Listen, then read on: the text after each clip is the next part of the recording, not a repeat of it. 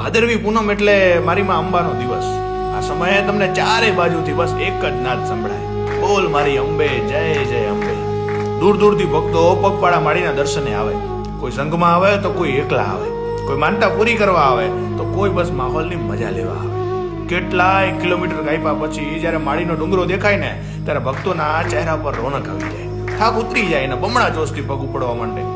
આ દરમિયાન સેવાનો મહિમા પણ એટલો. કેટલાય ભક્તો પગપાળા યાત્રીઓ માટે સેવા કેમ્પ ખોલે, જ્યાં તેમને જમવાનું, ચા પાણી, નાસ્તો અને મનોરંજન માટે લોક ડાયરાની પણ વ્યવસ્થા હોય.